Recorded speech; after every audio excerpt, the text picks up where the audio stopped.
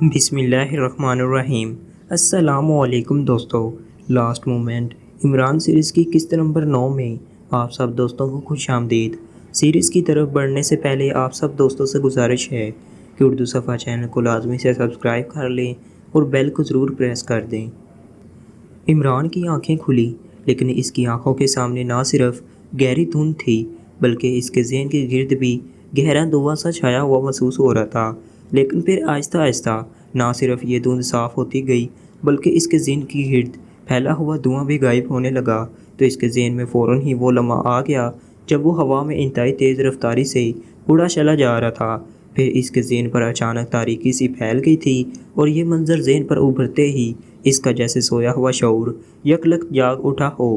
اس نے لاشعوری طور پر اٹھنے کی کوشش کی، لیکن دوسرے لمحے وہ یہ محسوس کر کے رہ گیا کہ اس کا جسم حرکت نہ کر رہا تھا، لیکن اب اس کی آنکھوں کے سامنے سے دھند سی غائب ہو گئی تھی۔ اس نے گردن ہلائی تو گردن حرکت کر رہی تھی اور وہ یہ دیکھ کر حیران رہ گیا کہ وہ کسی ہسپتال کے کمرے میں بیڈ پر لیٹا ہوا تھا۔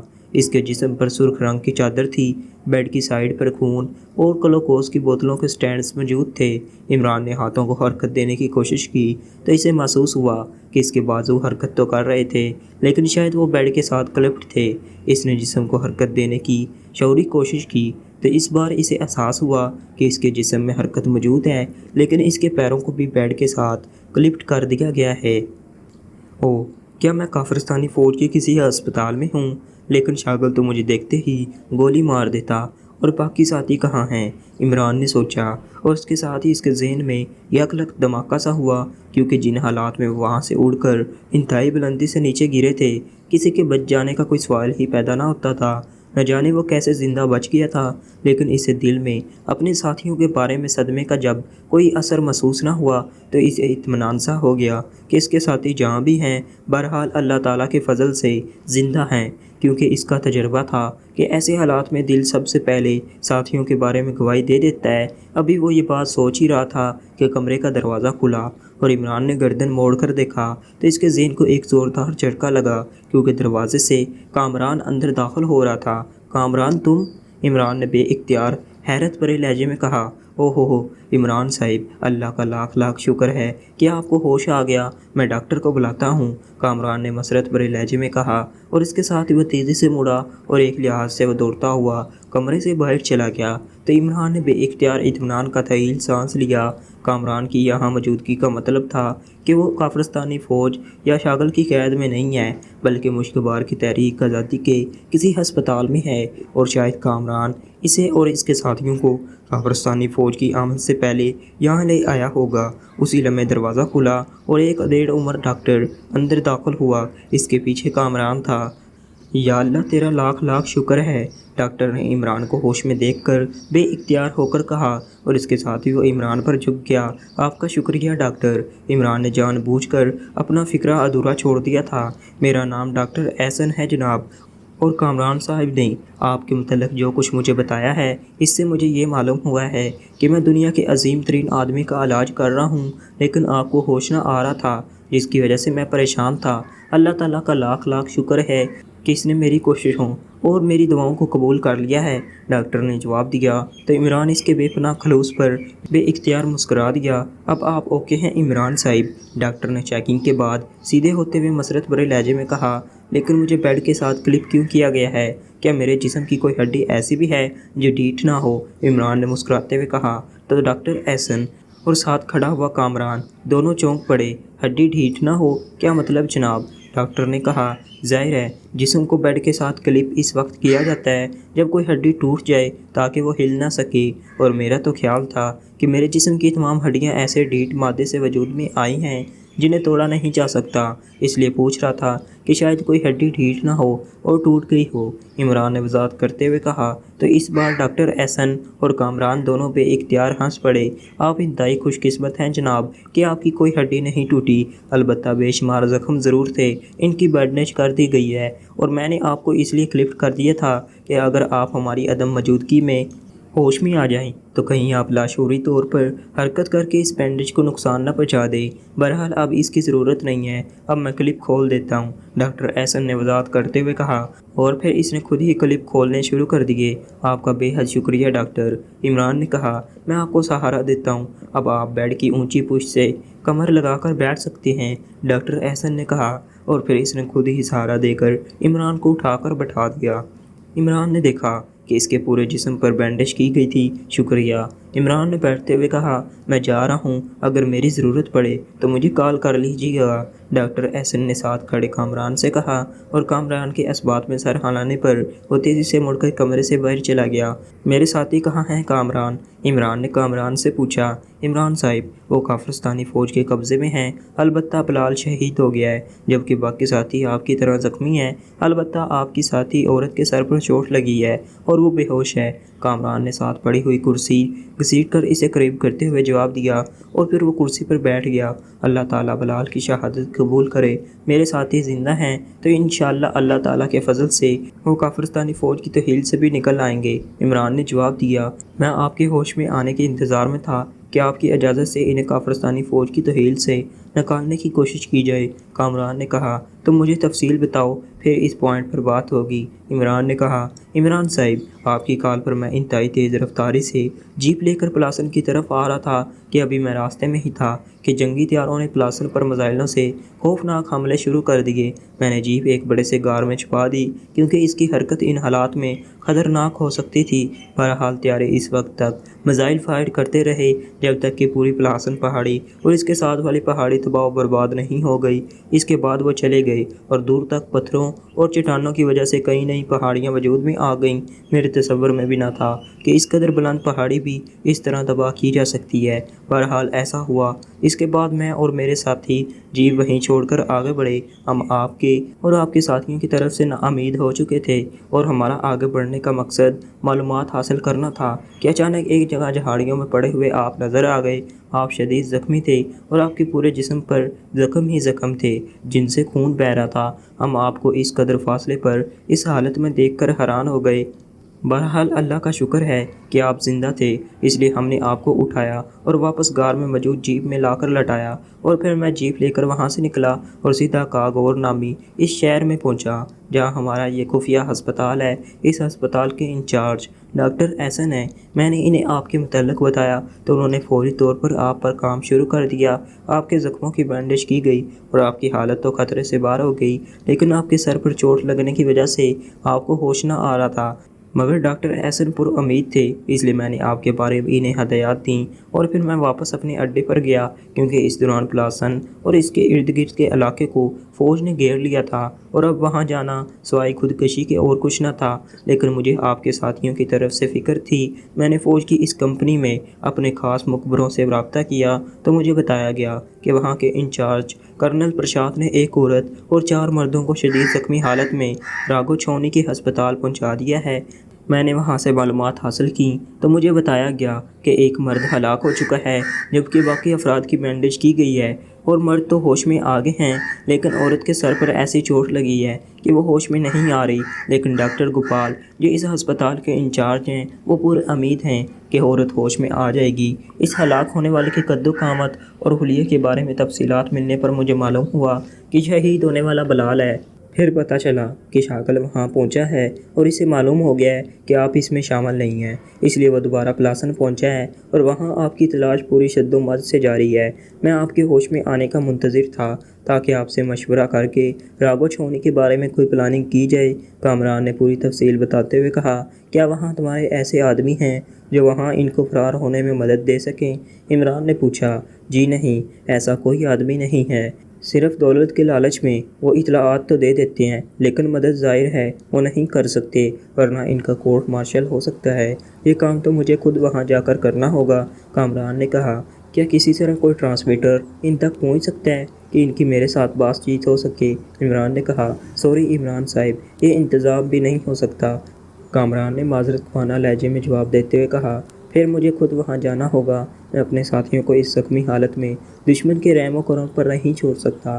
عمران نے انتہائی سنجیدہ لہجے میں کہا، لیکن آپ کی حالت آپ کو ایسا کرنے کی اجازت نہیں دیتی۔ آپ کی اپنی زندگی پاکیزہ اور مشکبار تو کیا پورے عالم اسلام کے لیے انتہائی قیمتی ہے۔ کامران نے جواب دیا، میری زندگی کی کوئی اہمیت نہیں ہے۔ انسان بہرحال فانی ہے، وہ کبھی ناگزیر نہیں ہوا کرتا، اس لیے یہ ممکن ہی نہیں ہے کہ میں اپنی زندگی بچانے کے لیے یہاں آرام دہ بستر پر پڑا رہوں اور میرے ساتھی وہاں دشمنوں کے خیم و کرم پر ہوں۔ تم ڈاکٹر احسن کو بلاؤ، عمران نے کہا، لیکن ڈاکٹر احسن آپ کو کبھی اس کی اجازت نہیں دیں گے۔ کامران نے کرسی سے اٹھتے ہوئے کہا، تم انہیں بلاؤ تو صحیح، میں ان سے اپنے بارے میں صرف ڈسکس کرنا چاہتا ہوں، باقی اجازت وغیرہ لینا رسمی کارروائی ہوتی ہے۔ عمران نے انتہائی سنجیدہ لہجے میں کہا تو کامران ہونٹ پیچھے اٹھا اور مڑ کر تیزی سے کمرے سے باہر نکل گیا۔ عمران نے بے اختیار آنکھیں بند کر لیں، گویا اسے یقین تھا کہ اس کے ساتھی ترنے والا نہیں ہے، وہ بے پناہ صلاحیتوں کے حامل ہے، لیکن اس کے باوجود وہ ان تک ہر صورت میں پہنچنا چاہتا تھا، کیونکہ یہ بھی تو ہو سکتا تھا کہ کامران کو غلط خبریں پہنچائی گئی ہوں۔ تھوڑی دیر بعد اس نے دروازہ کھلنے کی آواز سنی تو اس نے آنکھیں کھول دیں۔ ڈاکٹر احسن اور اس کے پیچھے کامران اندر داخل ہو رہے تھے۔ مجھے کامران صاحب نے ساری بات بتا دی ہے عمران صاحب۔ بحیثیت ڈاکٹر، میرا مشورہ ہے کہ آپ کم از کم 3 دن تک حرکت نہ کریں، ویسے آپ کی اپنی مرضی۔ ڈاکٹر احسن نے عمران کے قریب پہنچ کر کہا، ڈاکٹر احسن، مسئلہ میری یا آپ کی مرضی کا نہیں ہے، میرے ساتھیوں کی زندگی اور موت کا مسئلہ ہے۔ اگر تو مجھے یہ یقین ہو جائے کہ میرے ساتھی از خود جدوجہد کرنے کے قابل ہو گئے ہیں تو پھر تو مجھے وہاں جانے کی ضرورت نہیں ہے، البتہ ان تک صرف یہ بات پہنچانی پڑے گی کہ انہوں نے وہاں سے نکل کر کہاں پہنچنا ہے تاکہ وہ وہاں پہنچ سکیں، ورنہ دوسری صورت میں چاہے میری جان بھی کیوں نہ چلی جائے، مجھے اپنے ساتھیوں کے تحفظ کے لیے وہاں پہنچنا ہوگا۔ عمران نے کہا، کیوں کامران صاحب، اس کا انتظام ہو سکتا ہے؟ ڈاکٹر احسن نے ساتھ کھڑے کامران کی طرف مڑتے ہوئے کہا، نہیں جناب، جو کچھ ہو سکتا تھا وہ میں نے پہلے ہی عمران صاحب کو بتا دیا ہے، البتہ پاکشاہ سیکرٹ سروس کے افراد کے بارے میں تازہ ترین اطلاعات منگوائی جا سکتی ہیں، اور بس۔ کامران نے کہا، کیا یہ رپورٹ ٹرانسمیٹر پر آئے گی؟ عمران نے پوچھا، جی نہیں، رپورٹ آدمیوں کے ذریعے دی جاتی ہے۔ راگو چھونی میں موجود ہمارا مخبر روزانہ دوپہر کو راگو چھونی کے لیے ضروری سامان لینے قریبی شہر راگو آتا ہے، وہاں ہمارا آدمی اس سے رپورٹ لیتا ہے اور پھر ایک شارٹ کٹ راستے کے ذریعے وہ شام تک یہاں پہنچ کر رپورٹ دیتا ہے۔ اس طرح تازہ ترین رپورٹ بھی یہاں شام کو ہی پہنچتی ہے۔ کامران نے کہا تو عمران بے اختیار چونک پڑا۔ اس کا مطلب ہے کہ جو کچھ آپ نے میرے ساتھیوں کے بارے میں مجھے بتایا ہے وہ کل شام کی بات ہے، یہ کیسے ہو سکتا ہے؟ میرے ساتھی میرے ساتھ ہی زخمی ہوئے ہیں، عمران نے حیرت بھرے لہجے میں کہا۔ آپ کو 2 روز بعد ہوش آیا ہے عمران صاحب، ڈاکٹر احسن نے کہا تو عمران کی آنکھیں حیرت سے پھیلتی چلی گئی۔ ویری بیڈ، میرے ذہن میں یہ خیال ہی نہ آیا تھا، میں تو سمجھا کہ چند گھنٹوں بعد ہوش آیا ہے۔ پھر تو مجھے خود وہاں پہنچنا ہوگا، عمران نے انتہائی پریشان لہجے میں کہا۔ آپ بے فکر رہیں، تازہ ترین رپورٹ آج شام یہاں پہنچ رہی ہیں، ویسے جیپ کا سفر یہاں سے راگو چھونی تک 1 دن کا ہے، آج کی رپورٹ آپ سن لیں، پھر جس طرح آپ چاہیں فیصلہ کر لیں، کامران نے کہا تو عمران نے بے اختیار ایک طویل سانس لیا۔ ٹھیک ہے، فوری طور پر اس سے زیادہ کیا ہو سکتا ہے، بہرحال جیسے ہی رپورٹ آئے آپ نے مجھ تک پہنچانی ہے، عمران نے کہا تو کامران نے اس بات میں سر ہلا دیا۔ آپ آرام کریں عمران صاحب، اس وقت آپ جتنا آرام کریں گے اتنا ہی آپ کے حق میں فائدہ مند رہے گا، ڈاکٹر احسن نے کہا تو عمران نے اس بات میں سر ہلا دیا، اور پھر اس نے عمران کو لیٹنے میں مدد کی اور عمران نے آنکھیں بند کر لی اور کامران اور ڈاکٹر دونوں خاموشی سے کمرے سے باہر نکل گئے، جبکہ عمران آنکھیں بند کیے دل ہی دل میں اپنے ساتھیوں کی زندگی اور خیریت کی دعا مانگنے میں مصروف ہو گیا، کیونکہ اس وقت اس کی جو پوزیشن تھی وہ اپنے ساتھیوں کے لیے یہی کچھ ہی کر سکتا تھا۔ جولیا کی آنکھیں کھلی تو کافی دیر تک تو اس کی آنکھوں میں اندھیرا سا چھایا رہا، لیکن پھر آہستہ آہستہ اندھیرا جھٹتا چلا گیا اور اس کا شعور اسی رفتار سے بیدار ہونے لگا، لیکن شعور بیدار ہوتے ہوتے کافی وقت لگ گیا، اور پھر جیسے ہی اس کا شعور بیدار ہوا اس کے ذہن میں وہ لمحات کسی فلم کی طرح گھومنے لگے جب وہ ہوا میں بے بسی سے ہاتھ پیر مارتی ہوئی نہ صرف اڑی چلی جا رہی تھی بلکہ وہ اس انداز میں نیچے گر رہی تھی جیسے کسی انتہائی گہرے کنویں میں گر رہی ہو، اور پھر جس طرح کیمرے کا شٹر بند ہوتا ہے اس طرح اس کا ذہن بھی بند ہو گیا تھا اور اب جب اسے ہوش آیا تو اس نے بے اختیار اٹھنے کی کوشش کی، لیکن دوسرے لمحے اس کے ذہن میں بے اختیار دھماکے ہونے لگے کہ اس کا جسم بے حس و حرکت ہو چکا تھا۔ ایک لمحے کے لیے تو وہ یہی سمجھی کہ وہ مر چکی ہے اور قبر میں ہے، لیکن دوسرے لمحے جب اسے اپنے سر اور گردن میں حرکت کا احساس ہوا اور اس کے ساتھ ہی اس نے دیکھا کہ وہ قبر کی بجائے کسی حال نما کمرے میں کسی بیڈ پر لیٹی ہوئی ہے، اور جب اس نے دوسری طرف گردن گھمائی تو اس کے ذہن کو بے اختیار تیز جھٹکا لگا، کیونکہ دوسری طرف 3 بیڈز موجود تھے جو کسی ہسپتال کے بیڈز تھے، اور ان پر صفدر، کیپٹن شکیل اور تنویر آنکھیں بند کیے ہوئے لیٹے تھے، اور ان کی جسموں پر سرخ رنگ کے کمبل پڑے ہوئے تھے۔ اوہو، یہ تو کوئی ہسپتال ہے! اس کا مطلب ہے کہ ہم اس قدر خوفناک بلندی سے اس انداز میں گرنے کے باوجود بچ گئے ہیں۔ جولیا کے منہ سے بے اختیار نکلا تو اس کے ساتھ ہی اس کے منہ سے بے اختیار اللہ تعالیٰ کے حضور شکرانے کے کلمات نکلنے لگے۔ کیپٹن شکیل، تنویر اور صفدر تینوں کے چہروں پر زندگی کے تاثرات موجود تھے، اس لیے اس کا دل بے اختیار اطمینان سے برسا گیا تھا، اور اب اسے محسوس ہونے لگا تھا کہ اس کا جسم بے حس و حرکت نہیں ہے، بلکہ اس کے بازو اور پیر بیڈز کے ساتھ کلپٹ کر دیے گئے ہیں۔ یہ احساس ہوتے ہی اس نے اس بار دانستہ اپنے بازوؤں اور جسم کو مخصوص انداز میں حرکت دی تو اس کا دل یہ محسوس کر کے مطمئن اور خوش سا ہو گیا کہ اسے اپنے جسم میں کہیں پر درد کا احساس نہ ہو رہا تھا۔ اس کا مطلب تھا کہ اس کو ایسی کوئی چوٹ نہیں آئی جو خطرناک ہو سکتی تھی۔ وہ ایک بار پھر اللہ تعالیٰ کی خاص رحمت پر شکر ادا کرنے میں مصروف ہو گئی کہ اس نے اس قدر خوفناک حالات اور ناقابل یقین انداز میں نئی زندگی بخشی ہے۔ اسی لمحے اسے دروازہ کھلنے کی آواز سنائی دی تو اس نے آہستہ سے آنکھیں گھمائی، لیکن جب اس نے دروازے سے ایک کافرستانی فوجی کو اندر داخل ہوتے دیکھا تو اس نے دانستہ آنکھیں پوری طرح نہ کھولیں۔ وہ پہلے سچویشن کو سمجھنا چاہتی تھی، البتہ اس کی آنکھوں میں ہلکی سی چھری موجود تھی جس کی مدد سے وہ آنے والے کو بخوبی دیکھ سکتی تھی۔ فوجی جس کے کاندھے سے مشین گن لٹک رہی تھی دروازے کی سائڈ پر دیوار سے پشت لگا کر کھڑا ہو گیا تو دوسرے لمحے ایک دیر عمر ڈاکٹر اندر داخل ہوا، لیکن وہ بھی کافرستانی فوج کی یونیفارم میں تھا۔ البتہ اس نے اس یونیفارم کے اوپر سفید اوور آل پہن رکھا تھا اور اس کے گلے میں اسٹیتھوسکوپ موجود تھا۔ اس کے پیچھے ایک نرس تھی جو ہاتھ میں ٹرے اٹھائے ہوئی تھی۔ اس لڑکی کو اب تک ہوش آ جانا چاہیے تھا۔ ڈاکٹر نے جولیا کے قریب آتے ہوئے دیکھا تو جولیا سمجھ گئی کہ اگر اسے اب بھی آنکھیں نہ کھولیں تو وہ کم از کم ڈاکٹر کو تو جانچ نہ دے سکے گی، اس لیے اس نے آنکھیں کھول دی تو اس کے قریب پہنچا ہوا ڈاکٹر بے اختیار اچھل پڑا۔ اوہو، تمہیں ہوش آ گیا، ویری گڈ، کب آیا ہے ہوش؟ ڈاکٹر نے مسرت بھرے لہجے میں کہا، ابھی چند لمحے پہلے، لیکن میں کہاں ہوں اور یہ میرے جسم کو کیا ہوا ہے؟ آپ کون ہیں؟ جولیا نے آہستہ سے کہا، تم شاید اس دنیا کی واحد خوش قسمت عورت ہو جو اس قدر بلندی سے میزائلوں کے حملے کے بعد اس قدر گہرائی میں پہاڑیوں پر گری اور اس کے باوجود تمہیں چوٹ تک نہیں آئی، کیونکہ تم پانی کے تالاب میں گری تھی۔ البتہ تمہارے سر کنارے پر لگا جس کی وجہ سے تم بے ہوش ہوئی، لیکن اس کے باوجود تمہارا ذہن اندر سے محفوظ رہا، اس لیے مجھے یقین تھا کہ تم بہرحال جلد یا بدیر ہوش میں آ جاؤ گی۔ لیکن تم تو پاکشائی نہیں ہو، شاید سوئس ہو، پھر تم ان پاکشائیوں کے ساتھ کیوں موجود تھی؟ ڈاکٹر نے جولیا کو چیک کرنے کے ساتھ ساتھ مسلسل بولتے ہوئے کہا، میں ان کی قیدی تھی۔ جولیا نے کہا تو ڈاکٹر بے اختیار اچھل پڑا، قیدی؟ کیا مطلب؟ ڈاکٹر نے انتہائی حیرت بھرے لہجے میں کہا، انہوں نے مجھے زبردستی اپنے ساتھ رکھا ہوا تھا، ورنہ میں واقعی سوئس ہوں اور میں سیاحت کے لیے مشکبار آئی تھی۔ جولیا نے جواب دیا، اوہ تو یہ بات ہے، ٹھیک ہے، کافرستان سیکرٹ سروس کے چیف جناب شاگل صاحب آئیں گے تو میں ان سے تمہارے بارے میں بات کروں گا۔ ڈاکٹر نے کہا، ڈاکٹر صاحب یہ ان لوگوں کو کیا ہوا ہے؟ یوں لگ رہا ہے جیسے یہ سو رہے ہوں۔ جولیا نے کہا، ہاں، انہیں خواب آور انجیکشن دیے گئے ہیں کیونکہ یہ انتہائی خطرناک سیکرٹ ایجنٹ ہیں۔ ابھی ان کا علاج ہو رہا ہے، جب علاج مکمل ہو جائے گا تو پھر ان کا کورٹ مارشل ہوگا اور پھر انہیں ظاہر ہے موت کی سزا دی جائے گی۔ ڈاکٹر نے جواب دیا۔ جب سے جولیا نے اسے بتایا تھا کہ وہ ان کی قیدی ہے، ڈاکٹر کا رویہ اور لہجہ یکسر بدل گیا تھا، لیکن یہ تو یقیناً زخمی ہوں گے، پھر ان سے کیا خطرہ ہو سکتا ہے،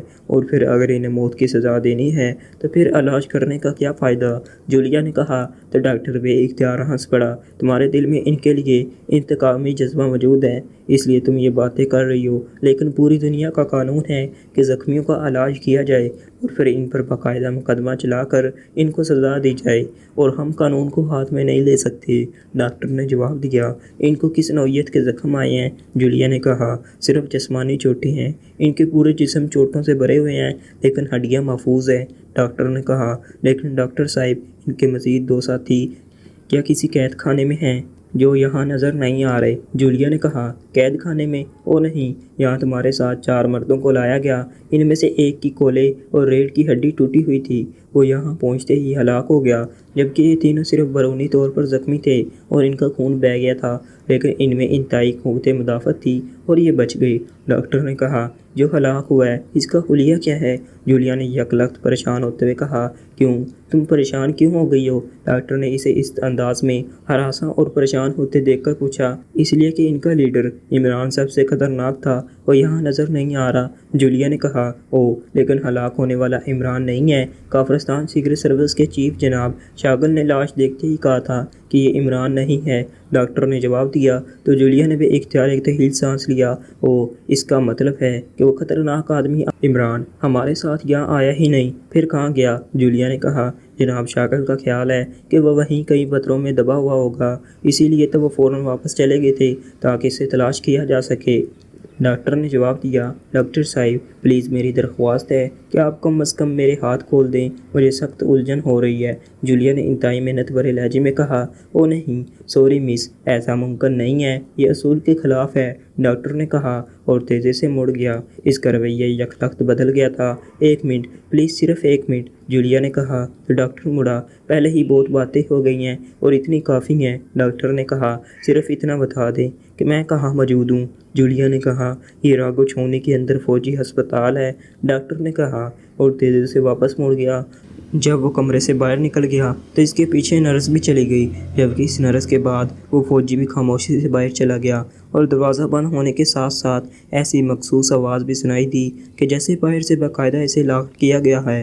جولیا نے بے اختیار ایک طویل سانس لیا. اب اس نے اپنی انگلیاں موڑ کر اپنے ہاتھوں کو ان کلپس سے آزاد کرانے کی کوشش شروع کر دی, لیکن کچھ دیر کی کوشش کے بعد اسے احساس ہو گیا کہ ایسا کرنا ناممکن ہے. اس کی انگلیاں کسی صورت بھی ان کلپس کے مخصوص بٹنوں تک نہ پہنچ رہی تھی, لیکن جولیا نے کوشش جاری رکھی اور پھر چند لمحوں بعد جب اسے احساس ہوا کہ اگر وہ ذرا سا پیچھے کی طرف کھسک جائے تو شاید اس کی انگلیاں مڑ کر بٹنوں تک پہنچ جائے, تو اس نے اپنے جسم کو پیچھے کی طرف کھسکانا شروع کر دیا.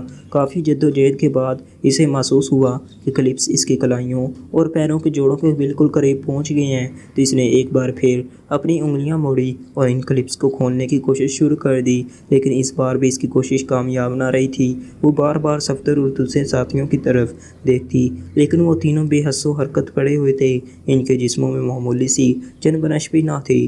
جولیا نے اپنی کوشش مزید تیز کر دی کیونکہ اسے احساس ہو گیا تھا کہ اس وقت اپنے ساتھیوں کو یہاں سے بچا کر لے جانے کی تمام تر ذمہ داری اس پر آن پڑی ہے. چنانچہ وہ مسلسل کوشش کرتی رہی اور پھر اچانک ہلکی سی کھٹک کی آواز سنائی دی اور اس کے ساتھ ہی اس کا ایک بازو کلپ سے آزاد ہو گیا, تو مسرت سے اس کا چہرہ بے اختیار سرخ ہو گیا. اسے یوں محسوس ہوا جیسے کھٹک کی یہ آواز دنیا کی سب سے مسرت بخش آواز ہو. اس نے جلدی سے ہاتھ اٹھایا اور پھر اس نے اسے موڑ کر دوسری کلائی پر موجود کلپ کھولنا شروع کر دیا اور چند لمحوں بعد وہ دوسرا بازو بھی آزاد کرا لینے میں کامیاب ہو گئی. اس نے تیزی سے اپنے جسم پر موجود کمبل ہٹایا, اس کے جسم پر ہسپتال کا ڈیلا ڈالا سا لباس موجود تھا اور اس لباس کے نیچے اسے تقریباً اپنے پورے جسم پر بینڈیج ہوتی ہوئی نظر آ رہی تھی, لیکن اس کے جسم کے کسی حصے میں نہ ہی درد تھا اور نہ ہی کسی قسم کی اینٹھن تھی. اس لیے وہ اٹھ کر بیٹھ گئی اور پھر اس نے اپنے دونوں پیروں پر بندھے ہوئے کلپ کھولنے شروع کر دیے. پھر جیسے اس نے دونوں کلپ کھولے اچانک اسے دروازے کی دوسری طرف ہلکے سے کھٹکے کی آواز سنائی دی, تو اس نے بجلی کی سے تیزی سے کمبل دوبارہ اپنے جسم پر ڈالا اور بیڈ پر اس طرح لیٹ گئی جیسے پہلے جیسی حالت میں ہو. چونکہ دروازہ اس کے بیڈ سے کافی دور تھا اس لیے وہ بیڈ سے اٹھ کر دروازے تک نہ پہنچ سکتی تھی اور اسے یہ بھی معلوم نہ تھا کہ آنے والا کون ہے, اس لیے اس نے فوری طور پر کوئی رسک نہ لینے کا فیصلہ کر لیا تھا. اسی لمحے دروازہ آہستہ سے کھلا اور جولیا یہ دیکھ کر حیران رہ گئی کہ اندر داخل ہونے والا ایک دبلا پتلا فوجی تھا.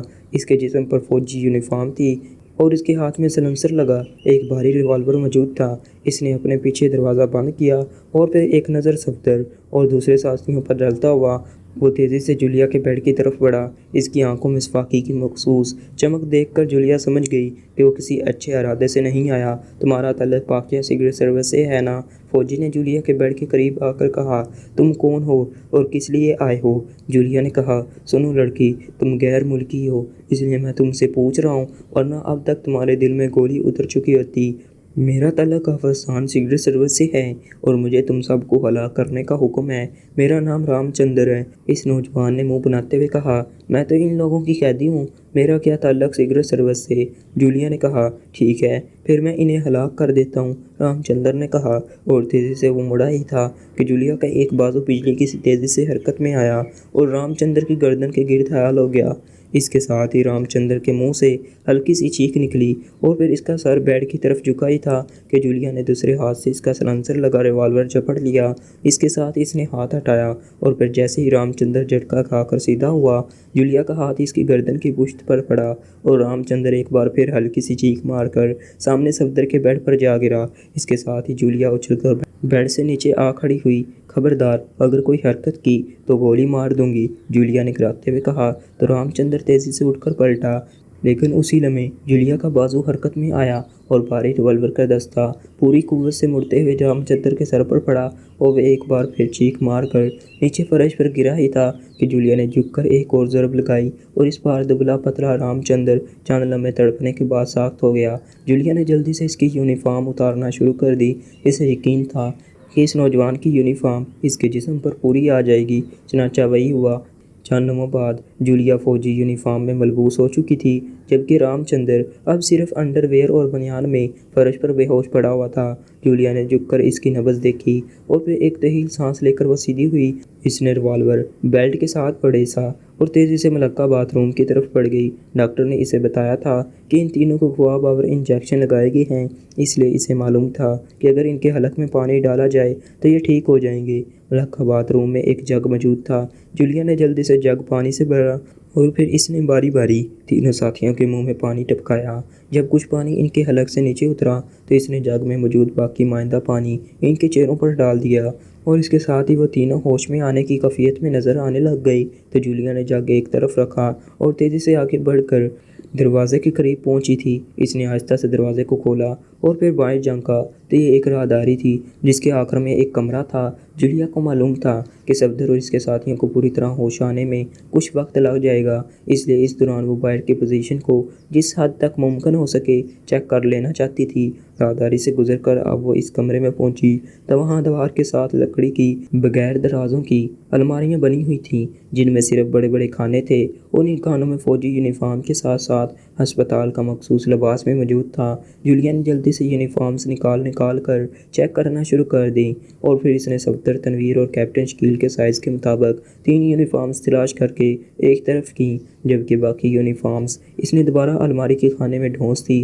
اور پھر تیزی سے آگے بڑھی۔ اس کمرے کا دوسرا دروازہ بند تھا۔ اس نے دروازے سے کان لگایا لیکن دوسری طرف خاموشی تھی۔ جولیا تیزی سے مڑی اور پھر پنجوں کے بل دوڑتی ہوئی واپس اس کمرے میں آئی جہاں اس کے ساتھی موجود تھے۔ تو اس کے تینوں ساتھی بیڈز پر بیٹھے ہوئے تھے۔ انہیں شاید اس لیے کلپ نہ کیا گیا تھا کہ ایک تو وہ انجیکشن کے زیر اثر تھے اور دوسرے شدید زخمی تھے۔ مس جولیا، آپ، یہ ہم کہاں ہیں؟ یہ کون سا ہسپتال ہے؟ یہ کون آدمی ہے جو یہاں بے ہوش پڑا ہوا ہے؟ تینوں نے ہی بہک آواز ہو کر کہا۔ تو جولیا نے جلدی انہیں ڈاکٹر سے معلوم ہونے والی معلومات کی اور پھر اس رام چندر کے سلنسر لگے ریوالور سمیت اندر آنے سے لے کر اپنے باہر جانے کی یونیفارمز لانے تک کی ساری روایات سنا دی۔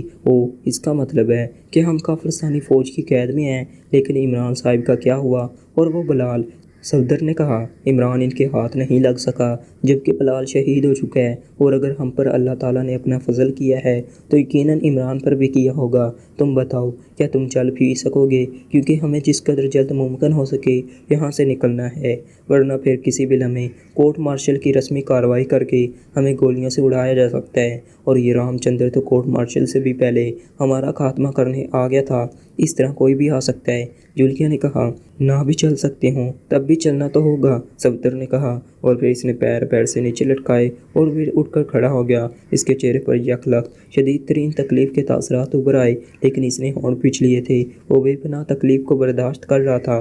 پھر یہی کیفیت تنویر اور کیپٹن شکیل کی ہوئی۔ جولیا خاموش کھڑی ان کی یہ کیفیت دیکھ رہی تھی۔ اس نے جان بوجھ کر انہیں سہارا دینے کی کوشش نہ کی تھی، کیونکہ اسے معلوم تھا کہ وہ تینوں خود ہی اپنی اس کیفیت پر قابو پا لیں گے، اور پھر وہی ہوا۔ تھوڑی دیر بعد ان تینوں کے چہرے نارمل ہو چکے تھے۔ یہ یونیفارمز لے لو، میں باہر جا رہی ہوں، تم یہ یونیفارمز پہن لو، کیونکہ ہسپتال کا لباس ہمیں آگے بڑھنے سے روکے گا، جولیا نے کہا۔ لیکن ان کے ساتھ جوتے تو نہیں ہیں، صفدر نے کہا۔ تم یہ لباس پہن لو، پھر باہر کمرے میں جا کر جوتے پہن لینا، وہاں جوتے موجود ہیں۔ مجھے دراصل ان کا خیال ہی نہیں آیا تھا، جولیا نے کہا، اور تیزی سے مڑ کر کمرے سے باہر راہداری میں آ گئی، اور پھر تیز تیز قدم اٹھاتی وہ اس کمرے میں پہنچ گئی۔ اسے اب اپنے جوتوں کا بھی خیال آیا تھا، اس کے پیروں میں کچھ نہ تھا۔ اس کمرے میں جا کر اس نے الماری کے نچلے خانے میں موجود فوجی جرابیں پہن کر ان پر بوٹ پہن لیے۔ تسمے باندھنے سے بوٹ اس کے پیروں میں فٹ ہو گئے تو اس نے اطمینان کا سانس لیا۔ تھوڑی دیر بعد اسے راہداری کے دوسرے سرے سے دروازہ کھلنے کی آواز سنائی دی،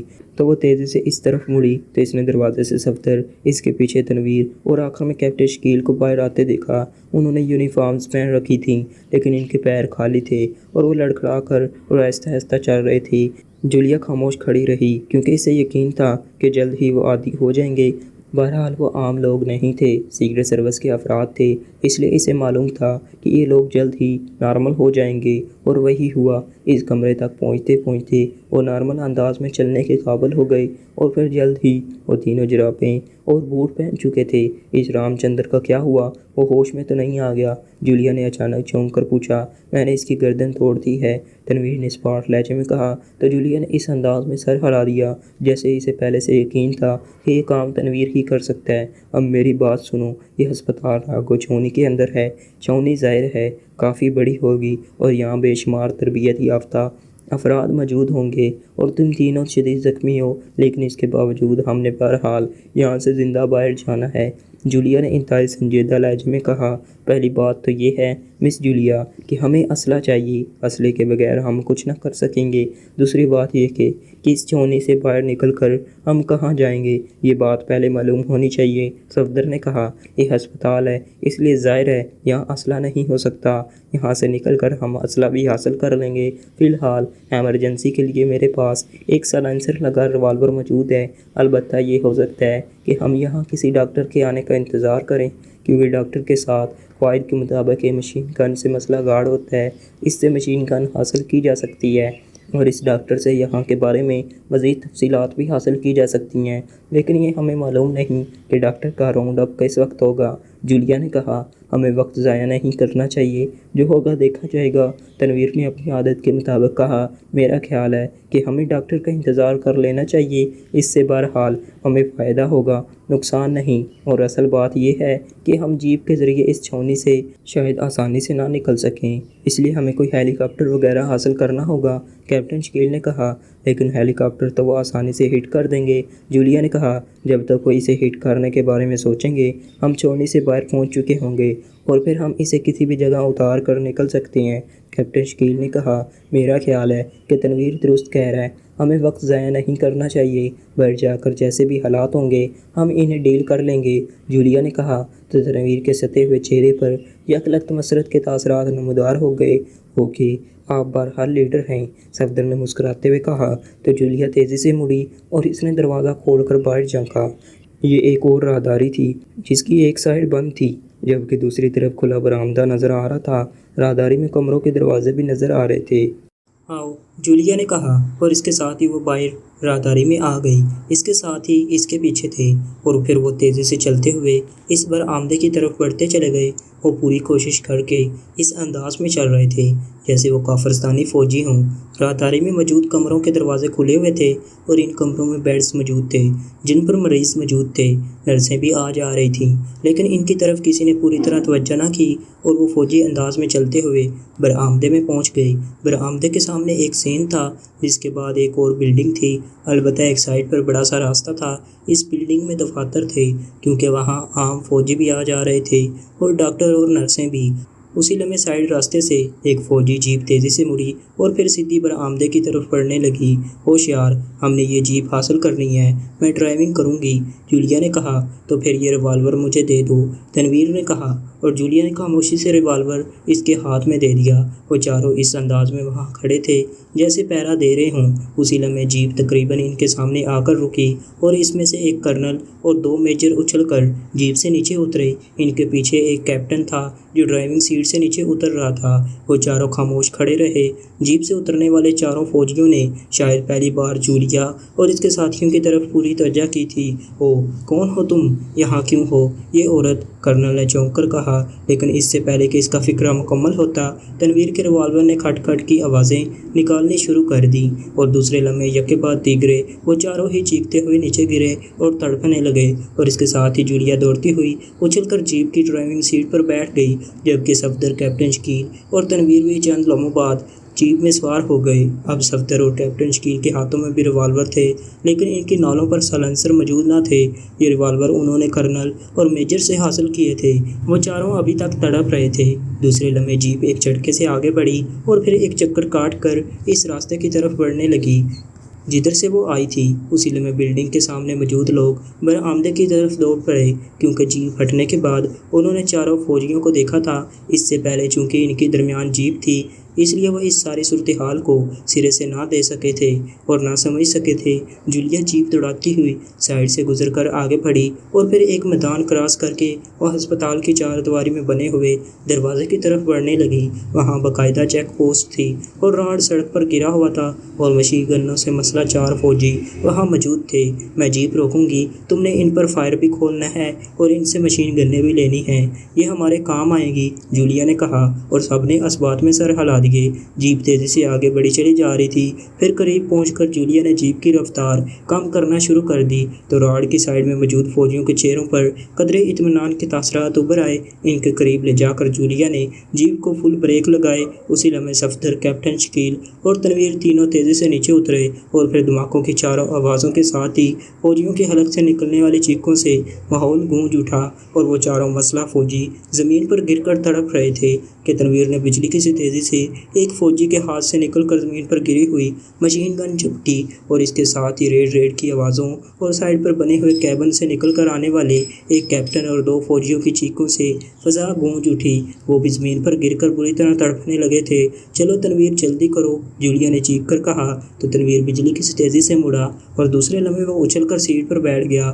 جبکہ کیپٹن شکیل اور صفدر پہلے ہی جیپ کی عقبی سیٹوں پر بیٹھ چکے تھے۔ اس کے ساتھ ہی جولیا نے ایک جھٹکے سے جیپ آگے بڑھا دی۔ صفدر نے مشین گن اٹھانے کے ساتھ ساتھ ایک جھٹکے سے راڈ بھی اٹھا دیا تھا، اس لیے جیپ بجلی کی سی تیزی سے آگے بڑھی۔ اب وہ ایک باقاعدہ سڑک پر چل رہی تھی اور دور باقاعدہ فوجی پارکیں بھی نظر آ رہی تھیں اور پہاڑیوں پر چیک پوسٹیں بھی۔ ابھی جیپ تھوڑا ہی آگے بڑھی ہوگی کہ یک لگت ہر طرف سے بھیانک سائرن چیخ اٹھے۔ یوں لگ رہا تھا جیسے سارے چھونی کے فوجی مل کر بھیانک آواز میں چیخ رہے ہوں۔ اوہ، اب پرابلم بڑھ جائے گا، عقبی سیٹ پر بیٹھے ہوئے صفدر نے کہا، گھبراؤ نہیں، جب تک میرے ہاتھ میں مشین گن ہے کوئی پرابلم پیدا نہیں ہو سکتا، تنویر نے بڑے مطمئن لہجے میں کہا تو جولیا اس کے اس انداز پر بے اختیار مسکرا دی۔ سائرن بجنے کی وجہ سے سامنے بارکوں میں یک لگت افراتفری سی مچ گئی اور پھر اس سے پہلے کہ وہ ان بارکوں کے قریب پہنچتے، اچانک 4 جیپیں بارکوں کی سائڈ سے نکل کر ان کی طرف آنے لگی اور تنویر نے مشین گن سیدھی کر لی۔ ہم اس انداز میں نہ نکل سکیں گے، میں جیپ سائڈ پر لے جا رہی ہوں، ہم نے کسی چیک پوسٹ پر قبضہ کرنا ہے، جولیا نے کہا، اور اس کے ساتھ ہی اس نے انتہائی تیز رفتاری سے دوڑتی ہوئی جیپ کو اس انداز میں سائڈ پر موڑا کہ تنویر اور عقبی سیٹ پر موجود صفدر اور کیپٹن شکیل نے بڑی مشکل سے اپنے آپ کو جیپ سے نیچے گرنے سے بچایا۔ جولیا نے واقعی شاندار کنٹرول کا مظاہرہ کیا تھا، ورنہ جس قدر تیز رفتاری اور جس انداز میں اس نے جیپ سائڈ پر موڑی تھی، جیپ لامحالہ الٹ جاتی۔ اب پیچھے آنے والی جیپوں پر فائر کرو، جولیا نے چیخ کر کہا تو صفدر اور کیپٹن شکیل سائڈوں پر ہوئے اور پھر عقب میں آنے والی جیپوں پر مشین گنوں کی بچاڑ شروع ہو گئی، لیکن اس کے ساتھ ہی عقبی جیپوں سے بھی فائرنگ شروع ہو گئی، لیکن جولیا جیپ کو اس کی پوری رفتار سے اڑائے لیے جا رہی تھی۔ ادھر پہاڑیاں تیزی سے قریب آتی جا رہی تھیں۔ اچانک پیچھے آنے والی جیپیں آہستہ ہونے لگیں کیونکہ ان کے درمیان दरमियान फासला बढ़ने लग गया था। हालांकि पहले ये फासला कम होता जा रहा था। शायद पीछे आने वालों ने ऐसा फायरिंग से बचने के लिए किया था, या इनके ख्याल के मुताबिक जूलिया की जीप अब सिवाय पहाड़ियों के करीब रुकने के और कहीं न जा सकती थी, इसलिए वो मुतमईन हो गए थे। जीप उसी तरह तूफानी अंदाज में दौड़ती हुई आगे बढ़ी चली जा रही थी। हमने ओट लेनी है, वरना ये लोग हम पर फायर खोल देंगे और हम खरगोशों की तरह हलाक हो जाएंगे। जूलिया ने पहाड़ियों के करीब पहुंचते हुए कहा, मैं यहीं रुकूंगा, तुम फिक्र मत करो, तुम आगे जाना, मैं जीप की ओट में रुककर तुम्हें कवर दूंगा और फिर तुम ऊपर से मुझे कवर करना और मैं भी ऊपर पहुंच जाऊंगा। तनवीर ने कहा, तुम तीनों यहीं रुकोगे, मैं ऊपर जाऊंगी, तुम जख्मी होने की वजह से पहाड़ी पर ना चढ़ सकोगे और ऊपर चेक पोस्ट से तुम पर फायर हो सकता है। मुझे औरत समझकर वो शायद फायर ना करें, जूलिया ने कहा, और उसके साथ इसने जीप को मोड़ा और फिर फुल ब्रेक लगा दिए। जीप काफ़ी दूर तक घसीटती चली गई और फिर रुक गई। इसके साथ ही वो चारों पहाड़ी की तरफ नीचे कूद कर पत्थरों की ओट में हो गए। जूलिया ने किसी पहाड़ी खरगोश की तरह पहाड़ी चट्टानों की ओट लेकर ऊपर चढ़ना शुरू कर दिया। ऊपर चोटी पर चेक पोस्ट मौजूद थी, जबकि पीछे आने वाले जीपें अब दूर रुक गई थीं। जूलिया अभी थोड़ी बुलंदी पर ही पहुंची थी कि अचानक ऊपर से इस पर फायर खोल दिया गया और जूलिया ने बेइख्तियार गोता लगाया और इस बार वो वाकई मरने से बाल बाल बची थी। अगर इसे एक लम्हे की भी देर हो जाती तो न जाने कितनी गोलियां इसके जिस्म में दाखिल हो जाती, लेकिन उसी लम्हे तड़तड़ाहट की तेज़ आवाज़ों के साथ ही गोलियां चेक पोस्ट की तरफ जाने लगी। लेकिन जाहिर है चेक पोस्ट की बुलंदी काफ़ी थी, गोलियां वहां तक तो ना पहुंच रही थी, लेकिन अब ऊपर से बरसने वाली गोलियों का रुख अलबत्ता तब्दील हो गया था। वो अब जीप की साइड को निशाना बना रहे थे, लेकिन इनकी गोलियां भी जाहिर है जीप तक ना पहुँच रही थी और जूलिया ने एक बार फिर चट्टानों की ओट लेकर ऊपर चढ़ना शुरू कर दिया। अभी इसने थोड़ा ही फासला तय किया था कि अचानक एक शोला सा तैरता हुआ ऊपर से नीचे आया और इसके साथ ही एक खौफनाक धमाका हुआ और नीचे मौजूद वो जीप जिसमें वो सवार होकर यहाँ पहुँचे थे पुर्जे पुर्जे होकर वहीं बिखर गई। इस पर शायद चेक पोस्ट से मिसाइल फायर किया गया था। जूलिया के मुंह से बेइख्तियार चीख निकल गई, क्योंकि जिस अंदाज में जीप तबाह हुई थी इससे यही मालूम होता था कि सफदर और इसके साथी भी साथ ही हिट हो गए होंगे। लेकिन चंद लम्हों बाद जब इसने इन तीनों को चट्टानों के पीछे से उछलकर दूसरी चट्टानों के पीछे जाते देखा तो इसने बेइख्तियार इत्मीनान का सांस लिया और एक बार फिर तेज़ी से ऊपर चढ़ने लगी। लेकिन अब वो पहले से ज़्यादा मुताद थी, इसलिए इसकी रफ्तार भी बेहद कम थी। उसी लम्हे इसे जीपों के चलने की आवाज़ें सुनाई दी तो वो तेज़ी से मुड़ी और फिर एक चट्टान के पीछे दबक गई। इसने अब दौड़ती हुई 4 जीपों को तेज़ी से पहाड़ी के करीब आते देखा। अब ऊपर से भी फायर ना हो रहा था। शायद वो सब यही समझे थे कि जीप के साथ साथ इसमें मौजूद लोग भी हिट हो गए हैं। जूलिया तेज़ी से मुड़ी और एक बार फिर ऊपर चढ़ने लगी, लेकिन अब इसने रास्ता बदल लिया था। वो अब साइड से होकर अकबी तरफ को जा रही थी ताकि वो बराह रास्त इनकी नज़रों में ना आ सके। अचानक इसने एक बार फिर ऊपर से शोला नीचे अपनी तरफ आते देखा तो वो बिजली की तेज़ी से एक बड़ी सी चट्टान की ओट में हो गई। बस एक लम्हे के 1000वें हिस्से का फ़र्क पड़ा और शोला इसके करीब से गुजर कर दूर एक बड़ी चट्टान से टकराया और एक खौफनाक और दिल दहला देने वाला धमाके के साथ ही चट्टानें फट कर फ़ज़ा में इस तरह उछली जैसे आतिशफ़शां के धमाके से लावा ऊपर को उठता है। जूलिया चंद लम्हे तो इस चट्टान के पीछे दबकी रही और फिर इसने आगे बढ़ना शुरू कर दिया। अब नीचे से भी तेज़ फायरिंग की आवाज़ें सुनाई दे रही थी और जूलिया समझ गई कि इसके साथी आने वालों को रोक रहे हैं। इसने अपनी रफ्तार बढ़ा दी क्योंकि इसे मालूम था कि आने वाले फ़ौजी आगे पहुंचकर इस पहाड़ी पर चढ़ सकते हैं और इसके साथी किसी तरह भी इन्हें ना रोक सकेंगे। इसलिए अपने साथियों की ज़िंदगियों की खातर इसे जिस कदर जल्द मुमकिन हो सके इस चेक पोस्ट पर कब्ज़ा करना है। अब वो इस चेक पोस्ट की साइड पर पहुंच गई थी, इसलिए इसने अपनी रफ्तार बढ़ा दी थी। ज़ख्मी होने की वजह से इसके पूरे जिस्म में दर्द की तेज़ लहरें सी दौड़ने लग गई थीं, लेकिन इसे मालूम था कि ये ज़िंदगी और मौत का मसला है और ना सिर्फ इसका बल्कि इसके शदीद ज़ख्मी साथियों का भी। इसलिए वो होंठ पीछे चट्टानों की ओट लेती ऊपर चढ़ती चली जा रही थी। अब नीचे फायरिंग के साथ साथ मिसाइलों के धमाके भी हो रहे थे और जूलिया समझ गई कि अब चेक पोस्ट वालों का निशाना इसके साथी हैं, वो नहीं है। और शायद उन्होंने ये समझ लिया होगा कि मिसाइल से हिट हो चुकी है, इसलिए जूलिया ने और ज़्यादा तेज़ी से ऊपर चढ़ना शुरू कर दिया। इसका सांस फूल गया था और अब इसके जिस्म में जैसे कुव्वत ख़त्म होने लग गई थी, लेकिन जूलिया होंठ पीछे ऊपर चढ़ती चली गई और फिर थोड़ी देर बाद वो चेक पोस्ट के निचले हिस्से में पहुँच जाने में कामयाब हो गई। ये चेक चेक पोस्ट लकड़ी के बड़े बड़े खंभों पर बनी हुई थी। जूलिया ने एक नज़र ऊपर देखा और दूसरे लम्हे वो एक गोल स्टून पर किसी छिपकली की तरह लिपट कर ऊपर चढ़ना शुरू हो गई। वो अकबी तरफ से ऊपर जा रही थी और चेक पोस्ट की गैलरी चारों तरफ से बाहर निकली हुई थी, इसलिए ऊपर से नीचे स्टून नजर न आ सकते थे। वो इंतहाई तेजी से ऊपर चढ़ती चली गई और फिर इसने बड़े हुए हिस्से पर हाथ जमा दिए। चंद लम्हों तक वो सांस बराबर करती रही, फिर इसके जिस्म ने एक जोरदार झटका खाया और वे एक लम्हे के लिए हवा में झूलती रही। फिर यकलख्त इसने उल्टी कलाबाजी खाई और अपने हाथ छोड़ दिए। ये वो लम्हा था कि अगर इसका जिस्म घूम कर अंदर गैलरी में ना जा गिरता तो वो यकीनन सर के बल नीचे पहाड़ी पर गिरती और यकीनन इस बार इसे दुनिया की कोई ताकत ना बचा सकती थी। लेकिन जूलिया का जिस्म एक धमाके से गैलरी में जा गिरा। अरे अरे ये क्या! दूसरी तरफ से चीखती हुई आवाज़ सुनाई दी और जूलिया बिजली की तेज़ी से सीधी हुई। उसी लम्हे एक फौजी जिसके हाथ में मशीन गन थी दौड़ता हुआ अंदर से बाहर गैलरी में आया तो जूलिया के दोनों बाजू बैक वक्त हरकत में आए। एक हाथ इसने मशीन गन पर डाला जबकि दूसरा हाथ फौजी की गर्दन पर, और फौजी जो दौड़ता हुआ बाहर आया था यकलख्त चीखता हुआ हवा में उछला और फिर गैलरी की रेलिंग से टकरा कर वो एक तहील चीख के साथ एक धमाके से नीचे चट्टानों पर जा गिरा। जबकि जूलिया इस दौरान मशीन गन संभाले तेज़ी से अंदर दाखिल हुई, लेकिन ये छोटा सा खाली कमरा था।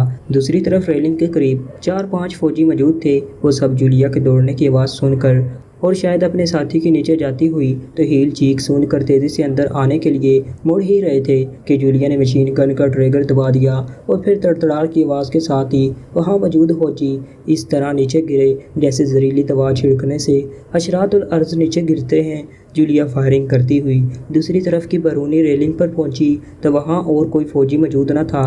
जूलिया तेज़ी से मुड़ी और इसने फिरकते हुए और तड़पते हुए फौजियों पर एक बार फिर फायर खोल दिया। और चंद लम्हों बाद जब वो सब साख्त हो गए तो वो तेज़ी से मुड़ी। चेक पोस्ट पर अब वो मुकम्मल तौर पर काबज़ हो चुकी थी, लेकिन फिर इसे अपने साथियों का ख्याल आया। इस तरफ रेलिंग के साथ एक हैवी मशीन गन के अलावा एक दूर मार मिसाइल गन और एक एयरक्राफ्ट गन भी मौजूद थी। जूलिया ने नीचे झांका तो इसे अब पहाड़ी के करीब 10 के करीब फौजी जीपें खड़ी नजर आई और तकरीबन 40 के करीब फौजी मशीन गनों से फायरिंग करते हुए ऊपर चढ़ रहे थे, जबकि इसके साथियों की तरफ से खामोशी थी। जूलिया समझ गई कि इसके साथियों के पास असली का मैगजीन ख़त्म हो चुका होगा और अब इनका मारा जाना यकीनी हो चुका था। जूलिया ने हाथ में पकड़ी हुई मशीन गन एक तरफ फेंकी और फिर हैवी मशीन गन का रुख इसने ऊपर चढ़ते हुए फौजियों की तरफ करके इसका ट्रिगर दबा दिया। दूसरे लम्हे गोलियों की पछाड़ में फौजी हिट होकर नीचे गिरने लगे। जूलिया चूंकि बुलंदी पर थी इसलिए इसे हरकत करते हुए फौजी साफ दिखाई दे रहे थे और चूंकि फौजियों को चेक पोस्ट की तरफ से किसी हमले का गुमान ही न था इसलिए वो मुताद भी न थे और जूलिया ने चंद लम्हों में इन्हें हलाक कर दिया। तकरीबन 4 के करीब फौजी चट्टानों के पीछे छुपने में कामयाब हो गए, लेकिन जूलिया ने इनके गिर्द इस कदर गोलियां बरसाईं कि वो भी आखिरकार हिट हो गए। तो जूलिया ने हैवी मशीन गन छोड़ी और मिसाइल गन संभाल ली और फिर खौफनाक धमाकों से एक के बाद दीगरे पहाड़ी के करीब मौजूद जीपें तबाह होती चली गईं। उसी लम्हे इसे दूर से तनवीर और कैप्टन शकील ऊपर चढ़ते दिखाई दिए। इन दोनों ने सफ्तर को बाजुओं से पकड़ रखा था और वो इनके साथ घसीटता हुआ ऊपर आ रहा था। जूलिया ने होंठ खींच लिए और फिर इसने इन्हें कवर करने के लिए मुसलसल फायरिंग शुरू कर दी ताकि कोई जीप करीब ना आ सके और ना इनके साथियों पर नीचे से फायरिंग की जा सके। वो दोनों सफ्तर को घसीटते हुए अब तेज़ी से ऊपर चले जा रहे थे कि जूलिया ने दूर से एक गनशिप हेलीकॉप्टर को फ़ज़ा में उड़ते हुए देखा तो इसने बेइख्तियार होंठ खींच लिए, क्योंकि ज़ाहिर है गनशिप हेलीकॉप्टर इस चेक पोस्ट को तबाह करने ही आ रहा था। और फिर एक के बाद दूसरा और दूसरे के बाद तीसरा गनशिप हेलीकॉप्टर फ़ज़ा में उड़ता हुआ नज़र आया तो जूलिया ने मिसाइल गन छोड़ी और नीचे झुककर इसने मशीन गन उठाई और तेज़ी से वापस दौड़ती हुई अकबी रेलिंग पर आ गई। इसने मशीन गन कांधे से लटकाई और इसके साथ ही इसने रेलिंग पर दोनों हाथ रखे और अपना जिस्म नीचे झुका लिया। चंद लम्हों तक इस अंदाज में लटकने के बाद इसने एक हाथ बड़े हुए हिस्से की निचली तरफ रखा और फिर दूसरा हाथ छोड़कर इसने जल्दी से निचले हिस्से को पकड़ लिया। इसके साथ ही इसके जिस्म ने जकोला खाया और इसकी दोनों टांगें खंभे से लपट गई तो इसने दोनों हाथ छोड़ दिए और इसका जिस्म तेज़ी से नीचे घसीटता चला गया। इसने दोनों हाथों से खंभा पकड़ लिया और चंद लम्हों बाद वो उछलकर नीचे आ खड़ी हुई। उसी लम्हे गनशिप हेलीकॉप्टर चेक पोस्ट के ऊपर पहुंच चुके थे। जूलिया बेतहाशा दौड़ती हुई इस तरफ को बढ़ने लगी जिधर से इसके साथी आ रहे थे लगे, छुप जाओ, चेक पोस्ट पर फायर हो रहा है, वो तुम पर भी फायर खोल देंगे। जूलिया ने चीख कर कहा तो इसके साथी तेज़ी से चट्टानों के पीछे गायब हो गए। जूलिया ने खुद भी एक चट्टान के पीछे गोता लगाया और दूसरे लम्हे इसे यूं महसूस हुआ जैसे इसके सर पर बैक वक्त सैकड़ों एटम बम फायर हो गए हों। खौफनाक और लगातार धमाकों से फजा गूंज रही थी। जूलिया चट्टान के नीचे दबकी हुई थी। चंद लम्हों बाद जब धमाकों की बाज़गश्त ख़त्म हुई तो जूलिया तेज़ी से उठी। गनशिप हेलीकॉप्टर अब वापस जा रहे थे। चेक पोस्ट पूरी तरह तबाह हो चुकी थी और पहाड़ी पर दूर दूर तक इसका मलबा बिखरा हुआ नजर आ रहा था, लेकिन सामने ना ही कोई जीप थी और ना ही कोई फौजी।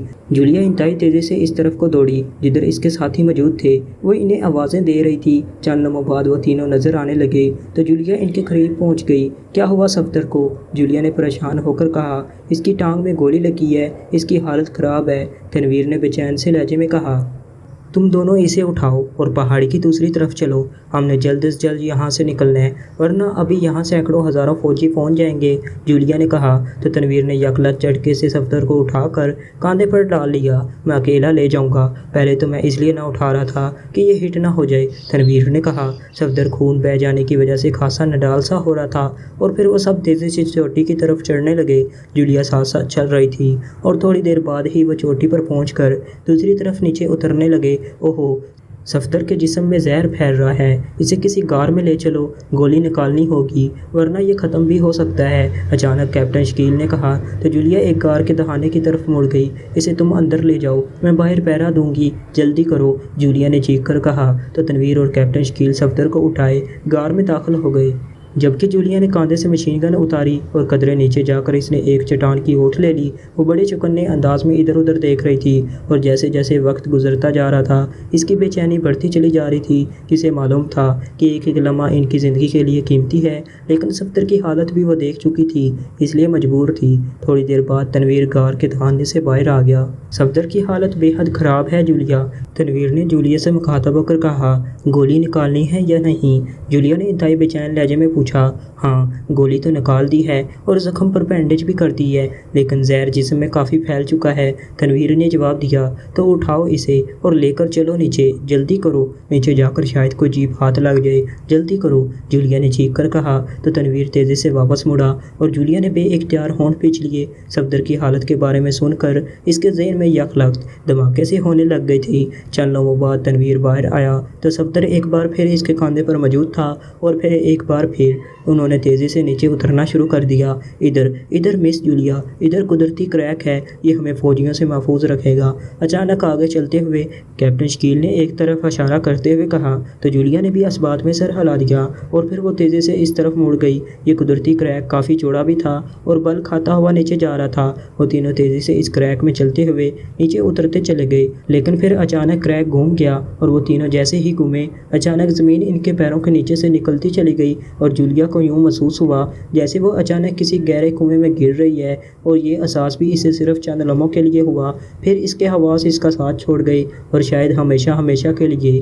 तो दोस्तों, इसके साथ ही आज की ये मज़ेदार किस्त यहीं ख़त्म होती है, लेकिन दोस्तों ठहरिए, क्या सफदर बच जाएगा और क्या जूलिया, तनवीर, कैप्टन शकील इस नई आफत से बच पाएंगे या नहीं? ये सब कुछ जानने के लिए लास्ट मोमेंट इमरान सीरीज़ की देखिए किस्त नंबर 10 सिर्फ उर्दू सफ़ा चैनल पर। इसके लिए चैनल को सब्सक्राइब कर लें और बेल को ज़रूर प्रेस कर दें। शुक्रिया एंड अल्लाह हाफिज़।